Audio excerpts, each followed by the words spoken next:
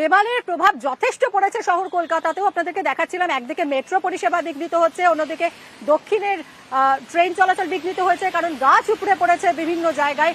অন্যদিকে ফেরি সার্ভিসও কিন্তু বন্ধ রয়েছে এখনো। বাবুঘাট থেকে হাওড়া পর্যন্ত ফেরি সার্ভিস বন্ধ রয়েছে এবং নোটিশ বোর্ড, যেখানে টিকিট কাউন্টারে নোটিশ টাঙিয়ে দেওয়া হয়েছে যে আজও বন্ধ এই মুহূর্তে ফেরি সার্ভিস। কথা বলবো, আমাদের সঙ্গে সরাসরি রয়েছেন শঙ্কু সাঁতরা। শঙ্কু, ঠিক কি অবস্থা, কি জানাচ্ছে ফেরি কর্তৃপক্ষ?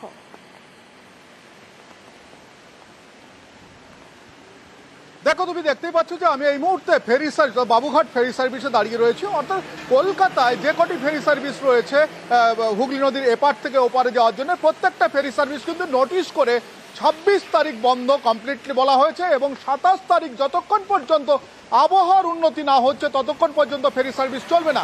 আমি আমার ক্যামেরা পার্সনকে দেখাতে বলবো, দেখো ফেরি সার্ভিসটা সম্পূর্ণ বন্ধ রয়েছে।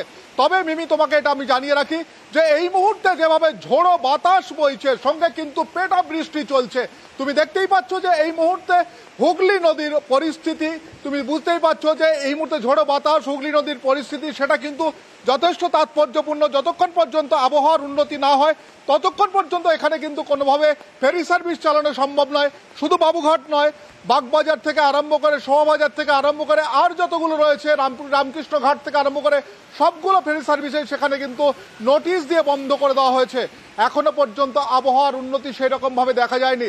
গঙ্গার পাড়ে এসে উপলব্ধি করা যাচ্ছে যেভাবে ঝোড়ো বাতাস বইছে এবং জলস্তর যেভাবে আস্তে আস্তে অনেকটা উঠেছে, তাতে কিন্তু এখনো পর্যন্ত আমরা কথা বলে দেখেছি কোনোভাবে প্রস্তুতি নেই ফেরি সার্ভিস আজকে চালু করার মতো। মিমি।